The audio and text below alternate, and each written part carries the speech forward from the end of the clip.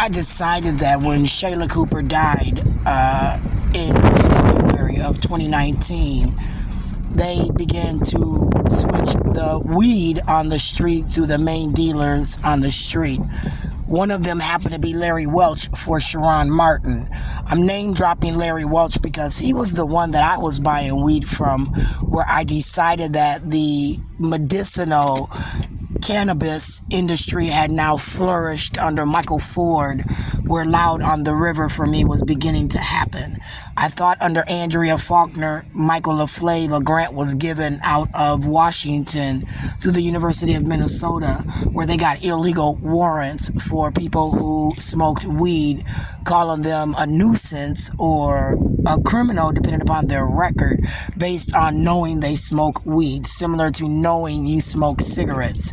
I decided that under the tobacco industry, under the word marijuana, hemp, cannabis, weed, as well as hookah were all under the marijuana family, so they began to do experiments on people as well as medicinal. I think that Ilhan Omar, as I said, through the three main pharmaceutical companies, Johnson & Johnson, Moderna, as well as Pfizer, began to create what I consider to be a liquefied comparison of Adderall, Abilify, Risperdal, the mental health medication, where they said that people who said they needed weed for mental health reasons was crazy. In Minnesota, weed was not illegal.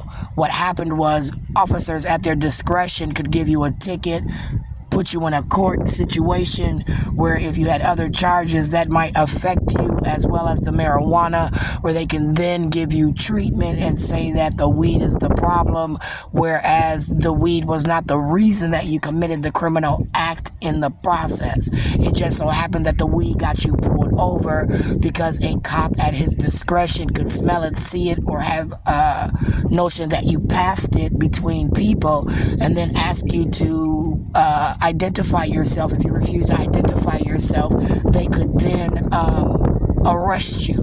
Probable cause. I believe that right now they have sneak and peek warrants where they have this hate community, where like today I was at Cane's over on the University of Minnesota, and I thought my food was tailored to me based on my name. This feed I'm saying they're using through social media, where a group of friends and family have been connected and then tapping and tracking people who smoke weed, medicinal, where under the old ideology of psychology, it called you crazy based on, again, what it made you do. I think that people like Aaron Baker, people like Andrea Faulkner Andrews, I think people like Bobby Joe Champion, Keith Ellison, Jeremiah Ellison, and a few select others targeted the weed community, where they're now, again, like today, influencing not only my behavior, but the behavior of people around them. My son doesn't have to call me right now. He's locked